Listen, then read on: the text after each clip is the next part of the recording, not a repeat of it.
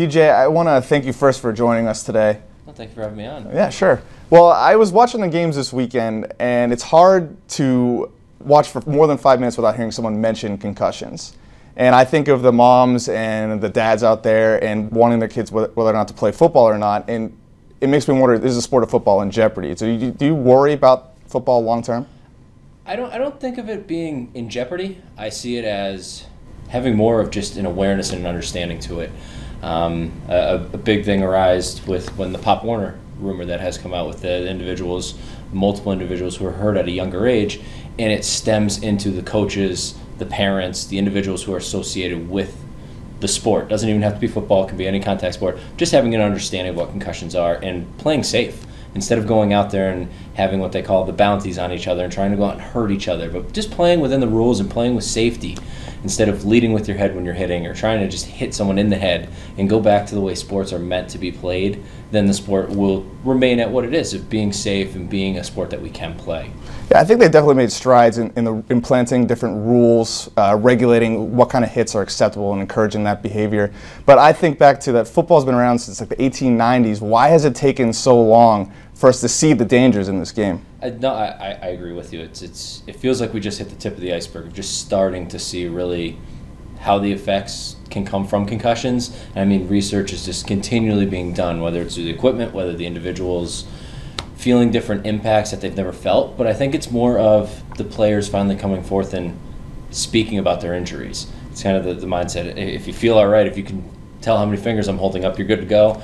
It really doesn't come down to that. It's maybe looking more into the minor details of the onset effects, the longer term effects. And players are now speaking up about what they're feeling, and it's really making a dramatic impact on seeing the different individuals. Ted Johnson being one, being a New England Patriot, retired New England Patriot. He really has kind of pushed the start of it and really showing what players are feeling and really how they're being impacted for the long term. Even now that players are coming out and speaking about their injuries, I still think that the culture of football is kind of a tough guy mentality. Don't talk about your injuries. I think one way we can prevent that is just giving them better equipment. But some will say that better equipment just lets players hit harder, play harder. So is the equipment that's coming out now actually protecting our football players?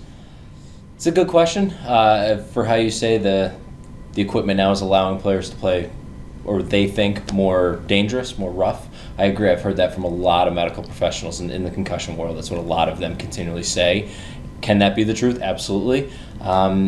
We can make helmets stronger. We could even go out and bubble wrap ourselves, but it's not going to protect you against concussions and the brain being damaged. It can lessen the impact really to the head or the body being hit, but it's not going to make it so we can be invincible to concussions. That's the downfall to it.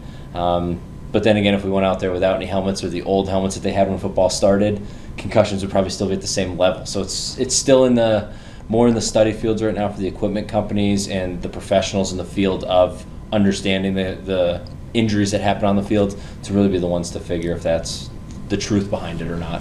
Sure. I mean, there's only so many things we can control. But here in Massachusetts, legislation has come in to try to control it where they can.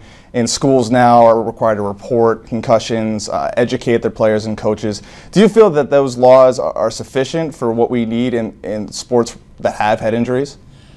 Yeah, I mean, we were in the top 10 to really start and push the law when it first came out for the states in the country. We've been a good, strong push for that. It was tough to get the law passed from what I hear, but from when the law has got into effect, it's gotten the education out there to the student athletes, to the coaches, many coaches who never knew about concussions or played early on in the 70s, maybe early 80s when concussions weren't known, so they have a whole different mindset to it. Can it be strengthened? Absolutely. I feel one of the biggest side effects that we experience at the Brain Injury Association is we hear a lot about teachers having trouble with students returning back to the classroom. So after the concussions, coaches, nursing, maybe even some of the administrators might have an understanding to the effects of a concussion, but teachers are still, what we experience in our field of work, are still the ones who kind of don't have a full understanding. Just because the student's in the classroom doesn't mean that they can fully take on all the tests, all the reading, all the papers. So maybe there is a lot more that can be done. Once again, the thing I stand behind strongly is saying we hit the tip of the iceberg. There's still so much out there to understand. Some states do it one way, others do it another. Some don't even implement it or even try for it. So there's definitely growing, learning, things to change, things to work with, but it's really with the medical professionals, specifically in Boston. I feel a lot of them are really the head starters around the state to getting the education out there and even across the country from Boston. So they're the ones who really we can kind of branch off of and work with to get the understanding and probably a better feel of what we can change and what we can make stronger and better in Massachusetts for that law. Sure, I guess awareness is the first step to finding a solution. I'd love to talk to you more about this. It's such an interesting topic and so relevant today in sports. Unfortunately, we are out of time, but if you'd like to learn more out there, learn more about what BJ is doing at the Brain Injury Association of Massachusetts, you can check it out at biama.org.